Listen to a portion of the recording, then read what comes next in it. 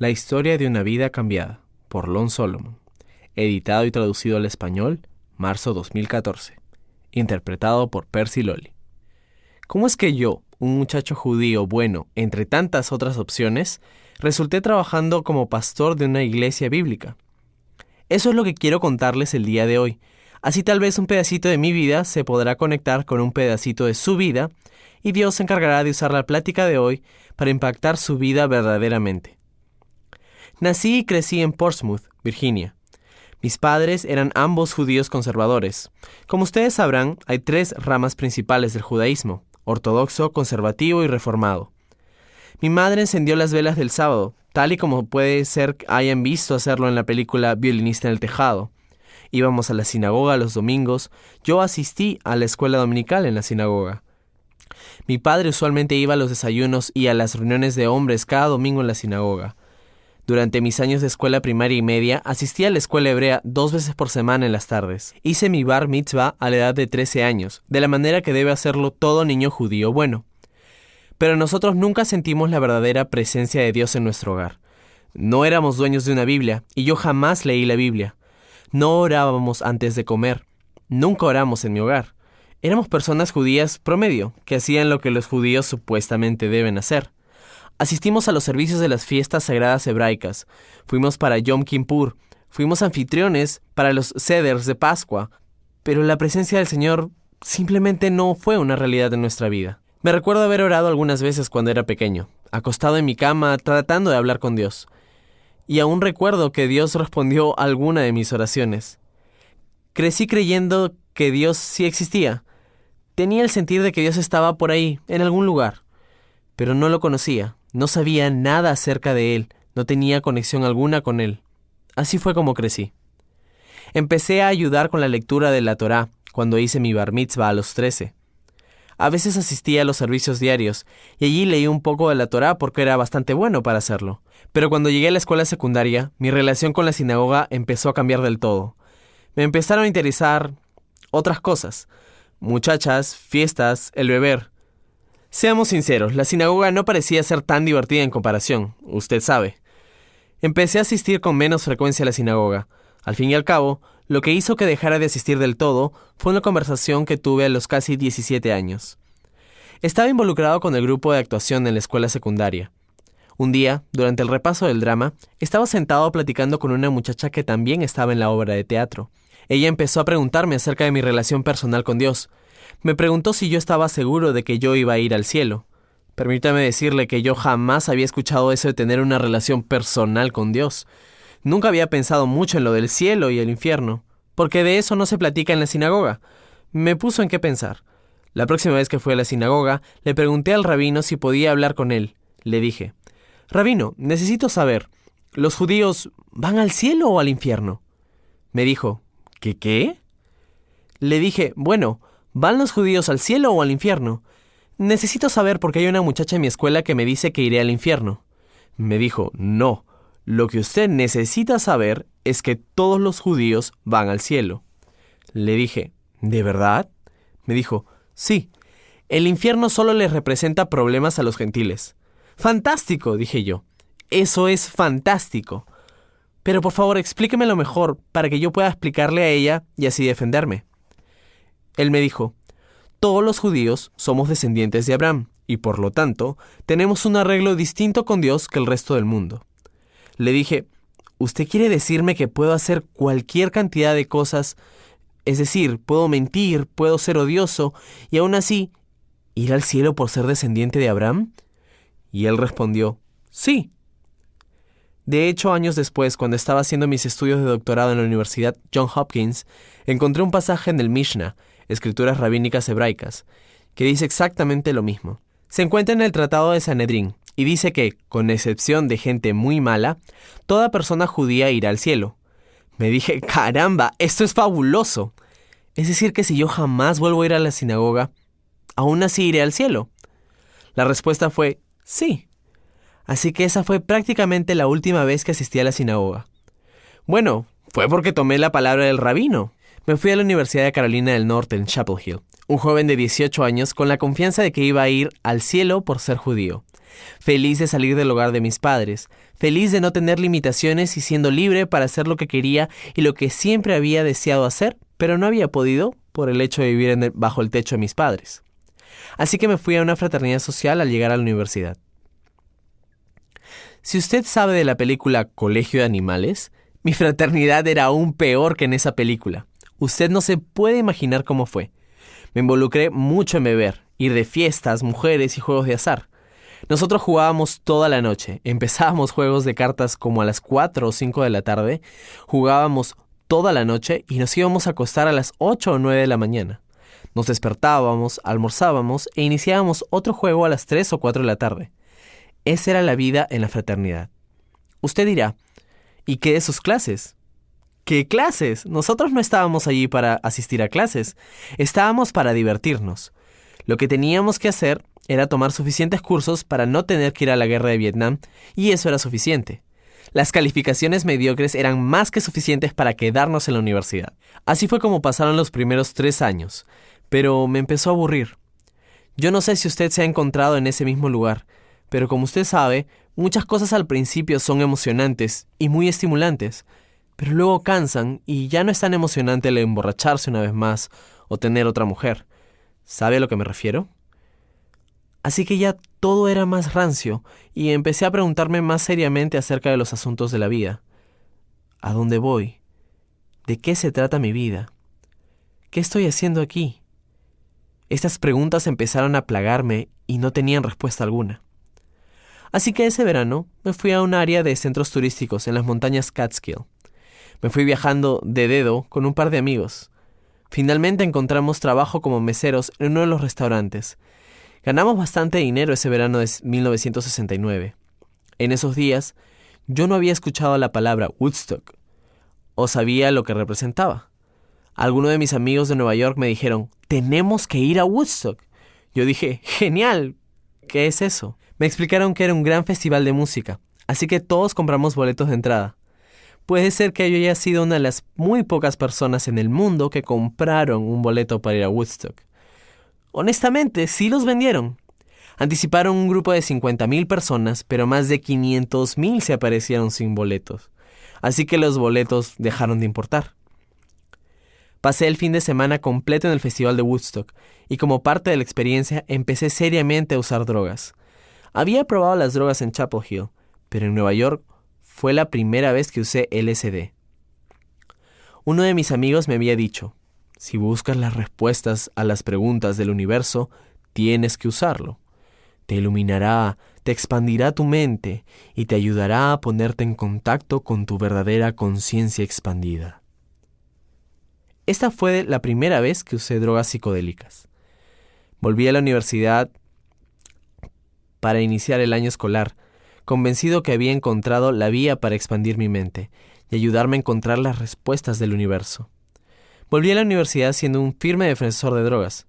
De hecho, fui uno de los proveedores iniciales de drogas para un 50 al 60% de los miembros de mi fraternidad. Así inició el uso constante de drogas. Dejé que mi cabello creciera hasta los hombros, con un afro enorme.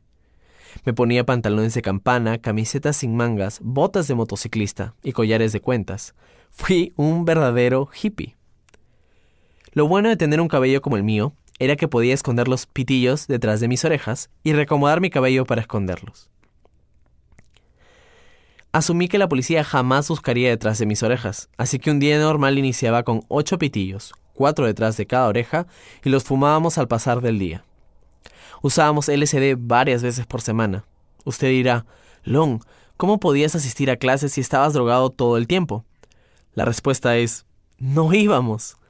Era mucho más divertido sentarnos en las ramas de un árbol y fumar marihuana que ir a clases. Así que no íbamos. No les cuento todo esto porque me siento orgulloso de esos días o de mi estilo de vida. Se los cuento porque yo quiero que tengan una buena idea de quién era yo a los 21 años, cuando Jesucristo me alcanzó y cambió mi vida. Yo no era una buena persona, normal, que repentinamente decidió que quería hacerse religioso. Así no fue como sucedió. Yo tenía un estilo de vida que era lo más lejano a Jesucristo y al cristianismo de lo que usted podría imaginar. Yo era la persona reconocida en Chapel Hill por ser distribuidor de drogas. Viajábamos a la ciudad de Nueva York a comprar grandes envíos, los traíamos de vuelta a Chapel Hill y los vendíamos. Logré pagar los últimos 2 años de mi universidad vendiendo drogas. Era muchísimo más fácil que un trabajo regular. Usted dirá, ¿cómo es posible que no lo hayan arrestado? La verdad es que casi sucedió. En la primavera de 1971, la policía llegó a la casa de la fraternidad. Uno de los muchachos había estado durmiendo en la sala y el policía llegó a la puerta y dijo: «Tenemos orden de arresto para Lon Solomon por delitos relacionados con drogas. ¿Está él aquí?» Yo sí estaba en mi habitación. Mi amigo en la sala tuvo la claridad mental de pedirle que le mostrara la orden. Tenían la dirección errónea. La dirección de la casa vecina. Mi amigo les dijo: «No pueden entrar. Esta orden de arresto es para la casa vecina». Y no los dejó entrar. Si hubieran entrado, hubiera ido a la cárcel porque había drogas por toda la casa. Así que la policía fue a la casa vecina donde vivía uno de nuestros amigos de la fraternidad. Yo les había vendido las drogas que tenían en su casa. La policía encontró las drogas y se dirigieron a arrestar a mi hermano de la fraternidad en cuanto salió de clase. Le pusieron esposas y se lo llevaron a la cárcel. Así fue como casi me arrestaron. Durante todo ese tiempo, yo verdaderamente pensaba que estaba logrando progreso espiritual. Pensaba que estaba avanzando hacia un lugar donde iba a obtener todas las respuestas del universo. De nuevo se los digo porque quiero que tengan un claro concepto cómo era yo antes que Jesucristo impactara mi vida. Al ver hacia atrás, el momento decisivo fue el inicio de la primavera de 1971. En el centro de Chapel Hill hay una pared pequeña a las orillas del campus. Como a eso de las 2 de la madrugada, mi hermano de la fraternidad y yo estábamos sentados allí, drogándonos y platicando. Le dije: «¿Sabes, David? Hay algo que me está molestando. Aquí estamos, drogándonos y somos hippies, hijos del amor. Pero en lugar de mejorar, de ser más amorosos y buenos, yo siento que estoy empeorando. Siento que voy en dirección contraria». Él no era cristiano y dudo que supiera del impacto que su comentario iba a tener en mi vida. Pero me dijo: «Lon, tal vez no estás peor, sino que simplemente estás siendo más honesto con respecto a quién realmente has sido todo este tiempo». Para él fue un comentario pasajero, pero para mí, como un mazo sobre mi vida. Había crecido creyendo que era una persona buena, amable, generosa, sin egoísmos, que iba a ir al cielo. Eso fue lo que el rabino me dijo, y repentinamente me enfrenté con el hecho de que tal vez no era así. Mientras más pensé en lo que me dijo, más me daba cuenta que tenía razón. Y cuando empecé a verme a mí mismo de manera honesta, no me gustó lo que vi. Y repentinamente mi perspectiva personal cambió del todo. Me vi a mí mismo como una persona con una necesidad de cambio apremiante y profunda. Ya no como una persona que estaba bien y que le iba bien. Me vi a mí mismo como una persona egoísta, egocéntrica, autohalagadora, quien era inmoral, sin ética, profana. Y finalmente tuve que admitir: «Lon, si te ves a ti mismo de cualquier otra manera, te engañas. Esa no es la persona que proyectas. Así eres verdaderamente, y la situación no es buena». Comprendí que necesitaba ayuda. Necesitaba de alguien o algo que pudiera cambiarme de adentro hacia afuera. Ese fue el momento decisivo en mi vida, porque antes de ese momento jamás había pensado que necesitara ayuda externa.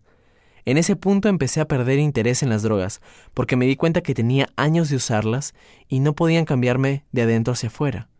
Decidí que necesitaba religión. Necesitaba de Dios de una manera u otra. Así es que primero intenté con las religiones del este. Leí mucho del taoísmo, confucianismo, budismo zen, muchos libros de Alan Watts y otros escritores. ¿Saben lo que me pareció interesante de las religiones del este? Sonaban ser maravillosas por escrito, pero al tratar de ponerlas en práctica en la vida real, no funcionaban. Quiero decir que yo podía haber leído del budismo zen las primeras 3 horas del día, sentado en el bosque de piernas cruzadas bajo un árbol, y en cuanto me levantaba, le preguntaba a mi amigo: «¿Qué hay de almuerzo?». Echaba a perder todo el zen. ¿Saben a lo que me refiero? El zen se terminaba y no lograba que funcionara. Aunque yo sí lo intenté. Luego de decidir que no sería de las personas que practican religiones del este, pensé: tal vez lo que necesito es volver al judaísmo.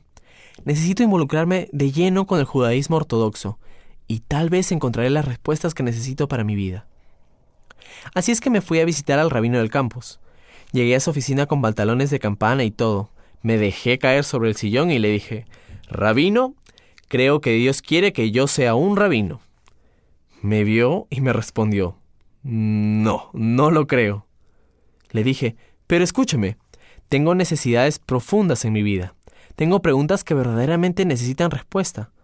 Le dije del hambre en mi corazón, de mi necesidad, y no creo que haya tenido ni una clave de lo que yo le dije. Me dio un par de libros para leer, pero yo no quería libros. Yo quería alguien que se sentara a mi lado, me viera a los ojos y me dijera: «Tengo respuestas a tus preguntas. Sé cómo puedes cambiar por dentro y no ser esa persona desagradable que tú sabes que eres. Te puedo ayudar». Eso no fue lo que hizo. Salí de su oficina y me dije: «Aquí no hay nada para mí». Eso fue deprimente, porque el volver al judaísmo para mí había sido siempre mi as bajo la manga. Siempre pensé que si todo lo demás fallaba, podía volver al judaísmo. Habiendo intentado todo lo demás, mujeres, fiestas, alcohol, drogas, religiones del este, volví, pero aún no sabía cómo cambiarme a mí mismo. Recuerden que mi problema en ese momento no era ir al infierno, ya que yo aún creía lo que el rabino me había dicho, que yo iba a ir al cielo. Mi problema era que no encontraba los recursos que necesitaba para vivir mi vida, para encontrar las respuestas que necesitaba para que mi vida tuviera sentido y de ser el tipo de persona de que yo pudiera estar orgulloso. Pues yo me sentaba a platicar con mis hermanos de la fraternidad de este tema, y pensaban que había perdido la razón. Nos sentábamos a fumar droga y les decía: ¿por qué estamos aquí? ¿Por qué estamos en el planeta Tierra? ¿Cuál es nuestro propósito en esta Tierra? ¿A dónde vamos? ¿Cuál es el significado de la vida? Y me decían: «Nos deprimes». ¿Qué te pasa? ¿Por qué te preguntas esas cosas? ¿Por qué no te portas como una persona normal y te gradúas de la universidad, consigues un trabajo, te casas, tienes hijos, los crías, te haces abuelo y te mueres como una persona regular? ¿Por qué tienes que conseguir respuestas a esas preguntas estúpidas? Mis amigos se preguntaban si todavía estaba de acuerdo. ¿Saben?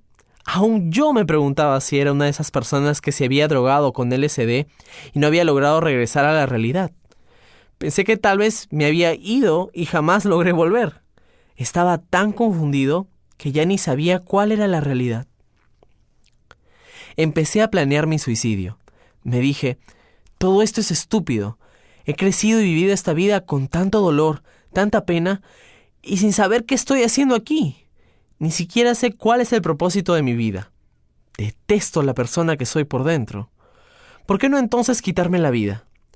Verdaderamente lo estaba planeando, pero lo había pospuesto, como lo hacía con muchas otras cosas. Pero sí tenía la intención de cometer suicidio. Todo esto cambió en la primavera de 1971. Un lindo día de primavera, estaba caminando por las calles de Chapel Hill con Noé, mi pastor alemán de 80 libras. No sé por qué le puse Noé, pero lo tuve desde que era un cachorro. Se metió en una pelea con otro perro enfrente del hombre más extraño del universo. Permítanme contarle del hombre más extraño del universo, un hombre llamado Bob Eckhart. En esos días, era de unos 40 años de edad. Trabajaba en Durham, como a 8 millas de Chapel Hill, pero llegaba todos los sábados en su camioneta blanca estilo Ecoline.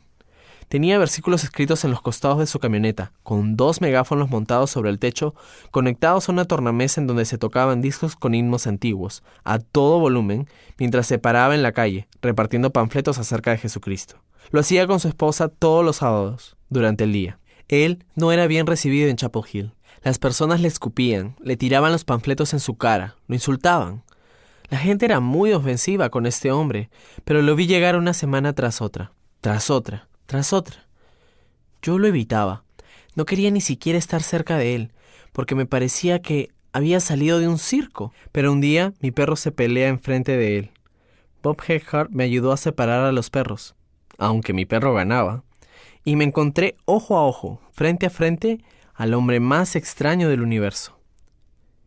¿Qué le dice uno al hombre más extraño del universo?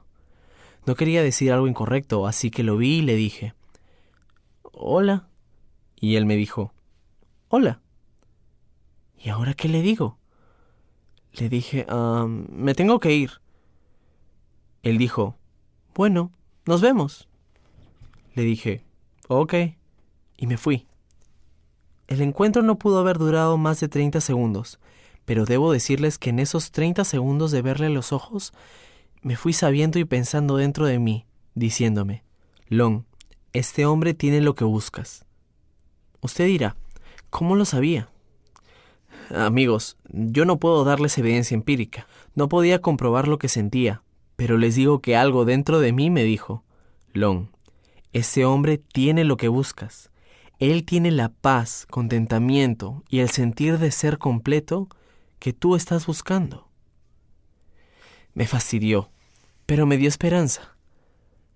Porque como les digo, amigos, ya me preguntaba si existía alguien en este mundo que tuviera lo que yo buscaba. Jamás había conocido a alguien que tuviera las respuestas a las preguntas que yo me preguntaba. Mis hermanos de la fraternidad no las tenían, las drogas no las tenían, mis amigos drogadictos no las tenían. No conocía a nadie que las tuviera, así que empecé a pensar que no habían respuestas para esas preguntas. Y repentinamente conozco a un hombre que me dio la esperanza de que, tal vez, sí habían respuestas verdaderas. Después de esto, empecé a tomar los panfletos cuando pasaba por donde estaba él. No quería hablar con él porque tenía miedo, pero sí tomaba los panfletos. Tenía una colección que acumulé, una buena cantidad sobre la cómoda en mi casa. No los leí, pero los tomaba porque me sentía mal por él. Sentí que era sincero y la gente lo maltrataba. Es difícil encontrar sinceridad, así que por lo menos alguien tenía que ser amable con él y aceptar lo que repartía. Yo verdaderamente quería hablar con él, pero no tenía la suficiente valentía para hacerlo. Finalmente, me dije a mí mismo, ¿esto es tan estúpido? Ve y simplemente habla con este hombre. Así que en la primavera del 71, caminé hacia él un sábado por la mañana y le dije, me gustaría platicar con usted en alguna oportunidad. Me dijo, muy bien, sería fantástico. ¿Qué le parece esta tarde a las 3? Yo no me esperaba esta respuesta. Jamás pensé que dijera hoy mismo. Pensé que me iba a decir, nos vemos el mes que viene. Así hubiera tenido tiempo de animarme a mí mismo. Pero me responde, esta tarde a las 3. Le dije, esta tarde no puedo. Tengo otra cita. Tal vez la semana que viene. ¿Qué hippie conoce usted que tenga citas a las 3 de la tarde del sábado en Chapel Hill, Carolina del Norte? Le mentí, amigos, pero fue por miedo. Me dio muchísimo miedo. Empecé a caminar con mi perro, alejándome de él, y este hombre colocó su mano alrededor de su boca para gritar y me dice a todo volumen, «¡Es posible que no estés aquí la próxima semana!» Caramba. Les digo que fingí como que no era a mí a quien le gritaba. Yo no quería que la gente supiera que era a mí a quien le gritaba el hombre más extraño del universo. Yo ni siquiera quería que la gente supiera que le estaba hablando. Así que seguí caminando rápidamente hasta doblar la esquina y me recosté sobre la pared. Esa fue la peor experiencia de mi vida.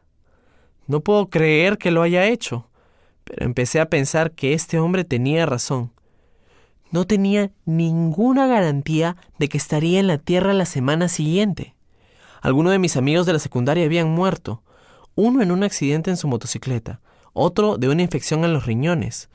Así es que pensé, tiene razón, puede ser que no esté aquí la semana próxima. Será mejor que hable con él. Así que a las 3 de la tarde lo fui a buscar. El hombre se había ido. Él no sabía que yo iba a llegar, así que se fue al terminar. Fue espantoso. Me sentí como que había profetizado mi muerte esa próxima semana. Sé que puede parecer ridículo el que pensar así, pero no era ridículo en esos días.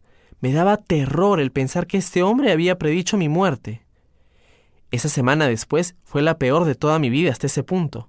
Un amigo mío usualmente me prestaba su motocicleta, pero esa semana no la usé. No caminé bajo una escalera, pedí que no se me apareciera un gato negro, vi hacia ambos lados intencionalmente antes de cruzar la calle. Me sostuve del pasamanos al bajar los escalones. Estaba aterrado. La semana al fin terminó. Y llegó el sábado. Me levanté de madrugada ese día, que en esos días eran como a las 10 de la mañana, y me fui al centro a buscar a este hombre. Yo no sé qué hubiera hecho si no lo hubiera encontrado. Pero tan fiel como siempre, llegó al centro como a las 10:30 en su camioneta. Salió del auto, me acerqué y le dije: por su culpa acaba de terminar la peor semana de toda mi vida. Tenemos que hablar. Dígame lo que tiene que decir con todo lo que hace usted aquí. Yo no sabía ni cómo expresarlo, así que le dije: dígame su discurso, estoy dispuesto a escuchar. Antes de continuar, debo contarles que a mediados de esa semana, yo tenía tanto miedo que decidí ir a comprar una Biblia. Tienen que comprender, amigos, que los que venden drogas no tienen Biblias. Ninguno de mis amigos tenía una. Ninguno de los hermanos de la fraternidad tenía una. El estilo de vida que llevábamos no era para ser dueños de una Biblia. Así que pensé que tal vez lograra terminar la semana si tenía una Biblia conmigo, como un talismán. Me fui a la librería en el centro y encontré una Biblia barata que costaba $3. Una pequeñita de portada suave. Jamás me imaginé que las Biblias fueran tan caras. No lo podía creer. Estábamos en espera de un cargamento de drogas, así que el único dinero que tenía era como $5. Yo estaba comiendo los restos de comida en la cocina de la fraternidad. Yo servía la cena y como pago, se me permitía comer lo que restaba.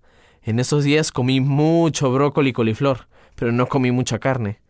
Así era como lograba sobrevivir. Así que yo estaba en la fila para pagar por la Biblia, cuando mi amigo, el mismo que me había dicho: tal vez estás siendo más honesto contigo mismo, me vio en la fila y me pregunta: ¿qué estás haciendo? Le respondo: comprando una Biblia. Me dice: ¿Qué? ¿Cómo se te ocurre semejante idea? Le conté un poco de cómo había sido esa semana, y allí mismo en la fila me dice: Long, detente un momento.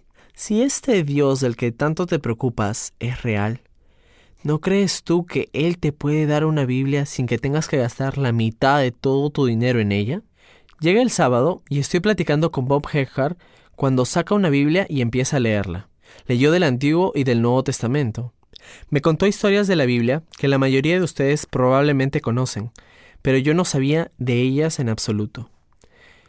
Leyó de Elías con los profetas del Baal en el Monte Carmel. A mí me pareció la mejor historia que había contado en la vida. Leyó muchas otras historias, porque yo era como una esponja seca absorbiendo agua. 2 horas después me dice: ok, ¿estás listo para recibir a Jesús?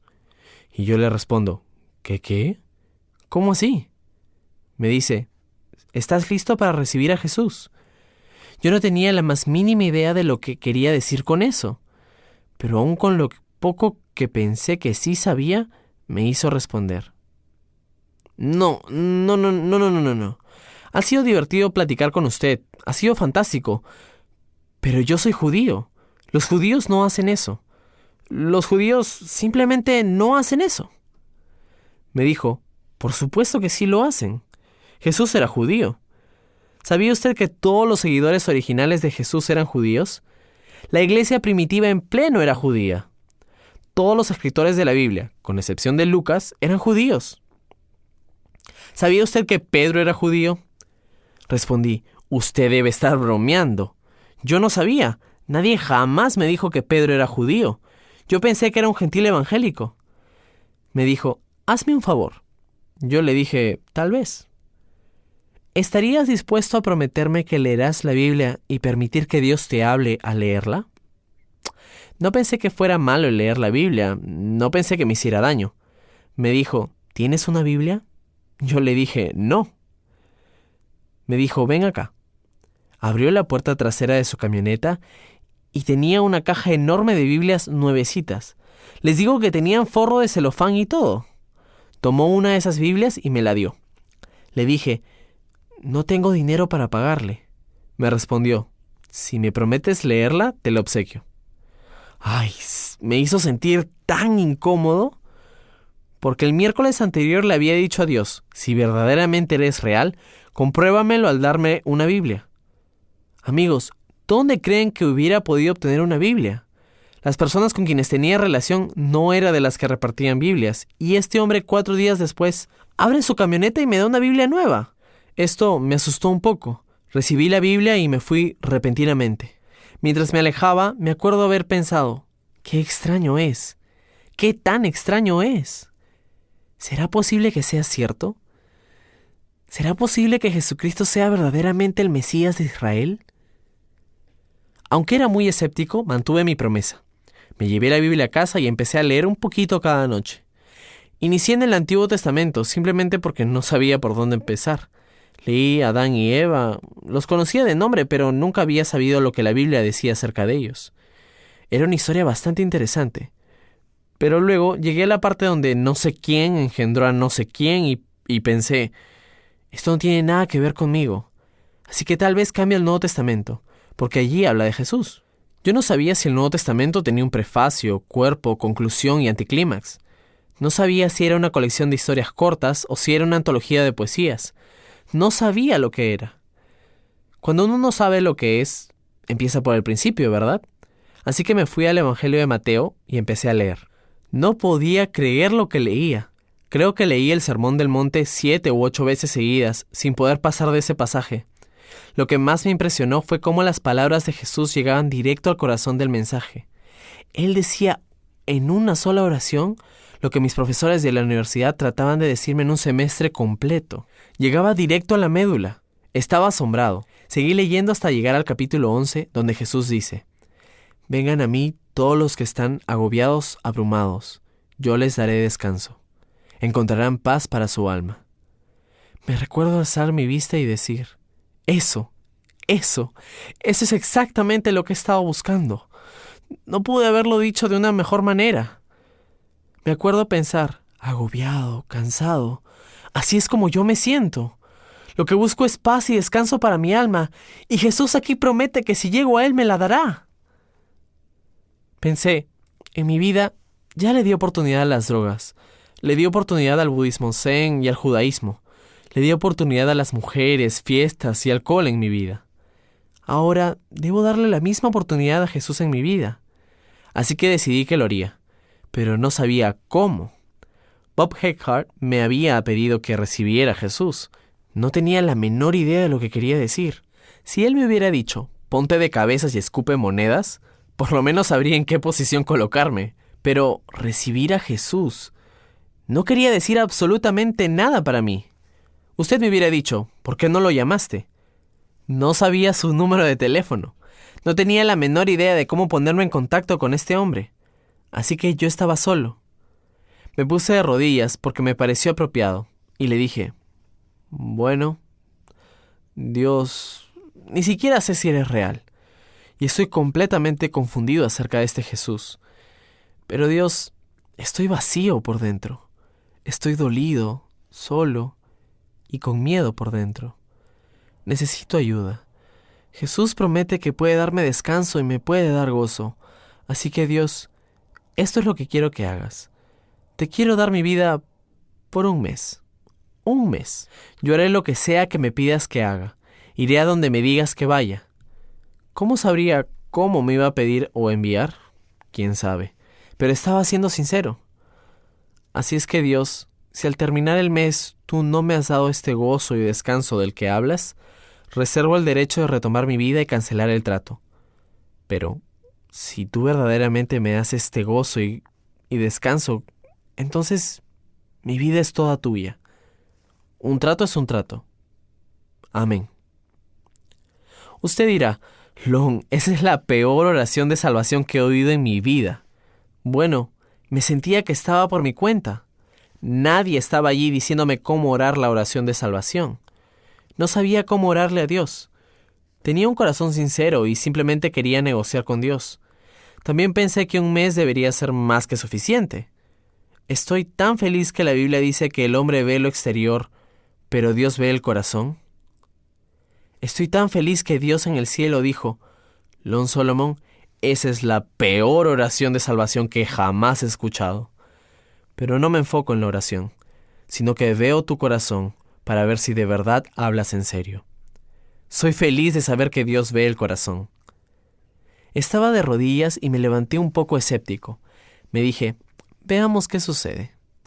De verdad no pensé que esto iba a funcionar, pero al mismo tiempo pensaba: tal vez sí funcione, quién sabe. Pero necesito algo más de Dios. No será suficiente tener esa sensación etérea de Dios. Así que me puse de rodillas de nuevo y le dije: una cosa más, Dios. Mi perro tiene sarna. Ustedes saben lo que es la sarna. Es cuando se le cae el pelo a los perros. El veterinario me había dado un ungüento, pero no estaba funcionando. Lo estaba empeorando. Así que oré. Una cosa más, Dios. Necesito algo más que un sentimiento. Necesito saber que eres real. Así que lo que quiero que hagas es lo siguiente. Voy a dejar de aplicarle su medicina a mi perro. Quiero que lo sanes. Me levanté y pensé, tal vez no sea justo para mi perro. Tal vez debería haberle pedido a Dios que le evitara la cama o algo así, ¿me comprende? Pero me dije, no. Una oración es una oración. Veamos qué sucede. Yo quería un Dios que fuera suficientemente poderoso para, por lo menos, poder sanar un caso de sarna. Les cuento, amigos, que 3 o 4 días después, la sarna había sanado del todo. Usted tendrá cualquier explicación posible, pero les digo que yo sabía que no había sido la medicina porque la había estado usando y el perro había empeorado.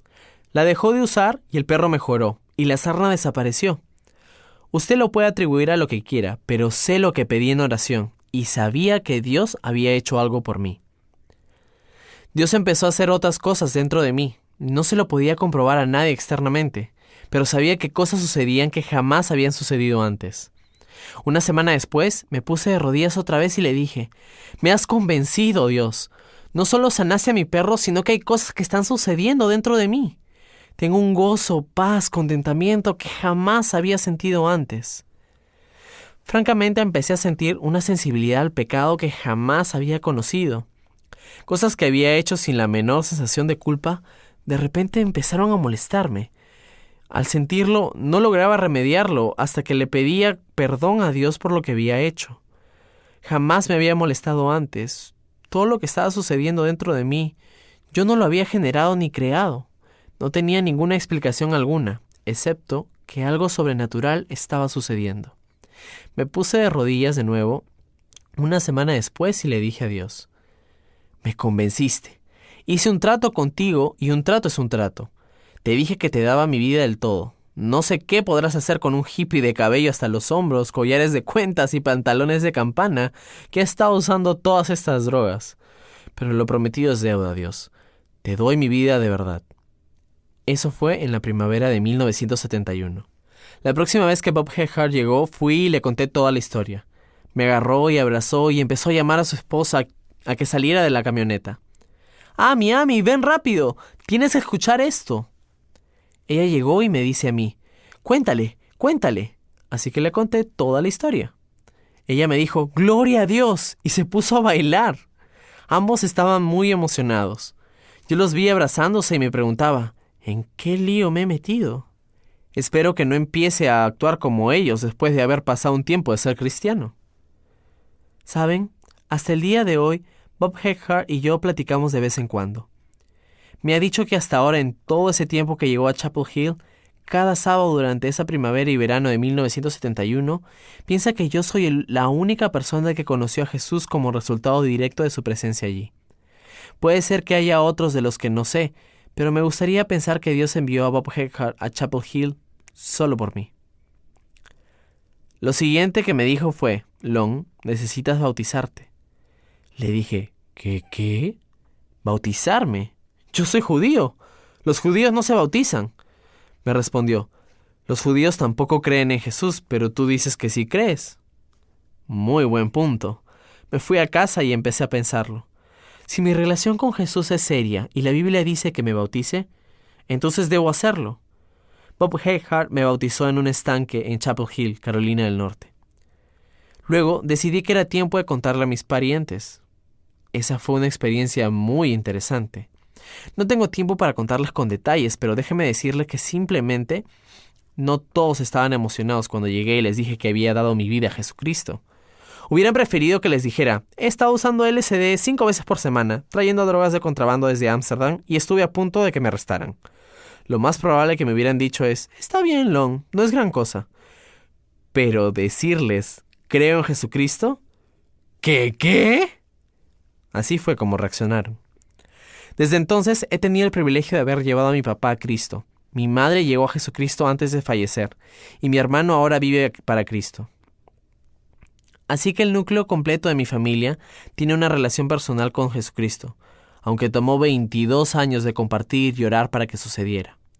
Mi madre fue la última en conocer a Jesucristo. Quiero contarles un par de historias rápidamente y termino. La primera, de nuestra ama de llaves. Ella era una dama afroamericana maravillosa. Se llamaba Cor Lee Goodman, una de las mujeres más queridas que he conocido. Ella llegó a trabajar para mi familia cuando yo tenía 2 meses de edad y aún seguía trabajando con nosotros cuando me fui a la universidad. Cora Lee Goodman no era una persona educada. No sabía escribir su nombre, no sabía conducir un vehículo. Pero cuando yo era un cristiano nuevo, empecé a escuchar canciones cristianas como Gloria cantemos al Redentor y otros himnos muy familiares. Me di cuenta que los había escuchado antes, pero sabía que no los había escuchado en la sinagoga. Me acordé que desde muy pequeño, Cora tarareaba estas melodías mientras planchaba o cocinaba, y yo la escuchaba mientras jugaba cerca de ella. Así que viajé de dedo hacia Portsmouth, Virginia, y encontré su casa. Recuerden que tenía un afro enorme hasta los hombros. Tenía 4 años de no verla. Cuando toqué a la puerta y ella abrió la cortinita, la cerró inmediatamente. Volví a tocar y ella abrió la cortinita de nuevo y le dije, «Cora, déjame entrar, soy Lonnie». Así me decía antes. Abrió la puerta solo lo suficiente para ver y me dijo, «¿Qué haces aquí?». Le dije, «Cora, vine a decirte que le entregué mi vida a Jesucristo». Ella dijo, «Buen Dios Todopoderoso, ven acá». Así que entré y le conté toda la historia de cómo había llegado a Cristo. La pasamos de lo mejor. Ella dijo, «Lon, quiero que sepas que he estado orando por ti y tu familia desde que llegué a trabajar con ustedes cuando tenías 2 meses». Yo tenía 21 años durante esa conversación. Tengo 21 años de estar orando por ustedes, pero jamás pensé que llegaría el día que tú te hicieras cristiano. Y le dije, «Hey, aquí estoy». Pasamos un tiempo muy lindo juntos. Cora pasó a la presencia del Señor en 1975, pero mi madre, padre y hermano, todos se hicieron cristianos debido a esta mujer piadosa que oró por nosotros fielmente hasta el día que murió, que fueron 25 años. Como resultado directo, todo el núcleo de mi familia llegó a Jesucristo. Solo sé de una persona cristiana que oró por mí todos esos años, y fue ella. Pues bien, les contaré una historia más de cómo llegó mi papá a Jesucristo. Mi papá estaba en el hospital de Charlottesville, en Virginia. Tenía una condición cardíaca seria. Ya le habían dado 3 ataques cardíacos. El 4 lo mató. Mi mamá me había llamado y me había dicho, «Tu papá está en el hospital, tiene hepatitis, está gravemente enfermo, necesitas ir a verlo». Me hizo sentir como que era una situación seria, así que me fui deprisa a verlo. Tenía como 7 años de haber conocido a Cristo. Llegué a la habitación y mi papá estaba sentado en la cama comiéndose un banano. Empezamos a platicar. Le pregunto, «¿Cómo ha estado el clima?». Y mi papá me dice, «Bien». Me pregunta, «¿Cómo está tu esposa?». «Bien». Así fue con esto, con el otro y lo demás. Todo bien, bien, bien, bien. Era obvio que algo estaba preocupándole. Lo sabía. Al fin me dice, «¿Sabes, Lon? He estado pensando mucho recientemente». Le dije, «Papá, es muy bueno pensar». Me dice, «He estado pensando mucho acerca de todo eso que me has dicho acerca de Jesucristo». Me quedé tan sorprendido y en suspenso. Me pregunto si tal vez sea cierto todo lo que me has dicho. No lo podía creer. Yo había orado por mi padre diariamente y a veces hasta 2 veces al día. Sabía lo enfermo que estaba y que en cualquier momento podía recibir la llamada diciéndome que había fallecido inesperadamente debido a sus problemas del corazón. ¿Y resulta diciéndome esto? Sentí deseos de llamar a la enfermera y pedirle que preparara la cama contigua para mí. Yo la necesitaba. En silencio le pedí al Señor, «Por favor, ayúdame a decir lo correcto». Le dije, «Papá, no me queda ninguna duda de que te he dicho la verdad. Pero, ¿por qué me preguntas ahora? Jamás te había interesado, ni habías querido platicar al respecto. Siempre has ignorado todas esas conversaciones. ¿Y ahora, repentinamente, me dices que piensas que tengo razón?». Me respondió, «Lon, sé que soy un hombre enfermo. Yo me había propuesto que era factible encontrar en el judaísmo ortodoxo todo lo que tú decías haber encontrado en Jesús. Así que empecé de nuevo a asistir a la sinagoga. Fui religiosamente. Fui a todos los servicios de las fiestas sagradas. Fui para el Rosh Hashanah, ayuné para Yom Kippur, buscando algún tipo de certeza con respecto a lo que me sucediera cuando muera. Recuerdo que para él, el problema era la muerte. Le aterraba al morir. Y me dijo, finalmente, salí de la sinagoga después de los servicios de Yom Kippur, el día de expiación. Me detuve en los escalones al frente y me dije a mí mismo, sigue sin certeza de lo que sucederá al morir ahora mismo, aún después de haber cumplido con este ritual. El ritual es bonito, pero no conlleva ningún tipo de certeza. Tal vez sea posible que Lon tenga razón. La siguiente mañana tuve el privilegio de ponerme de rodillas con mi papá, a la par de su cama. Salió de su cama y se puso de rodillas y oramos juntos. Le pidió a Jesucristo que entrara en su vida. Él falleció exactamente una semana después. No logró salir del hospital. Falleció de un ataque cardíaco en el hospital. Logré visitarlo una vez más antes de que falleciera. Estaba en cuidados intensivos. No podía hablar. Pero frenéticamente me dio una tabletita que usaban en cuidados intensivos en esos días, que tenía una cubierta de plástico y contenía las letras del alfabeto. Los pacientes así lograban deletrear palabras, ya que no podían hablar. Se la di y empezó a deletrear algo. Les cuento que su preocupación principal era que quería tener la certeza de la vida eterna, pero no quería dejar de ser judío.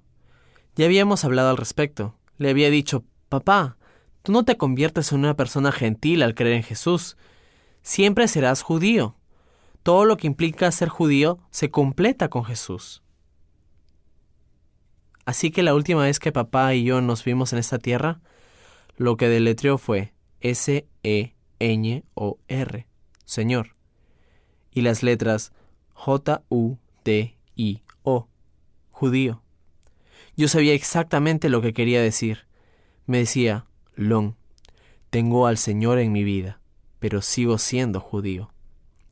Una confirmación maravillosa que aún con los sedantes y bajo el cuidado intensivo tenía la suficiente presencia mental para deletrearlo y así decirme, sé exactamente en dónde me encuentro, Lon, y tengo a Jesús como parte de mi vida. Bien, termino diciéndoles lo siguiente. Estoy plenamente convencido que la única solución a los misterios de esta vida y la única manera de tener certeza de vida eterna y la única manera de tener el gozo, paz y contentamiento que anhelamos es al tener una relación personal con el Dios de Israel. Y la única manera de tener una relación personal con el Dios de Israel es a través del Mesías de Israel, Jesús mismo. El capítulo 14 del libro de Juan en el versículo 6 dice, yo soy el camino, la verdad y la vida. Nadie viene a Dios si no es por mí. Jesús mismo lo dijo. Si Él tiene la razón, la única manera de obtener esa conexión personal con Dios es a través de una relación con Jesucristo. La única manera de obtener respuestas a las preguntas del universo y esa paz profunda y certeza de vida eterna es a través de una relación personal con Jesucristo. Amigos, yo lo intenté todo. Lo intenté con la misma intensidad, pasión y con la mente abierta a la idea de que sí iba a funcionar. Y ustedes pueden intentarlo todo si lo prefieren. Pero yo ya lo hice y les digo que la razón por la que las cosas no funcionan es porque ninguna de ellas es el verdadero camino a Dios. Yo encontré el verdadero camino a Dios. Lo encontré en una relación personal con Jesucristo. Debido a mi experiencia y a la verdad de la Biblia, sé que es cierto. Cualquiera que le dé a Jesucristo una oportunidad genuina para que Jesucristo lo compruebe, Jesús lo hará. Como les comenté anteriormente, mi oración de salvación no fue muy buena, especialmente la manera en la que me acerqué a Dios, haciendo un trato con Él por un mes. Aunque Dios no hace tratos, sabía que mi corazón era sincero. Y si su corazón es sincero, Dios se encargará de usted, porque el hombre ve la apariencia exterior, pero gracias a Dios, Dios ve su corazón. Si usted está escuchando el día de hoy y no ha encontrado en su corazón todas esas cosas que le he mencionado y las ha buscado en muchos lugares en los que yo busqué, le invito a que le dé a Jesucristo una oportunidad sincera de comprobarle a usted mismo quién es Él. Copyright 2013, McLean Bible Church. Copiar o imprimir no está permitido, en su totalidad o en parte. todos los derechos reservados.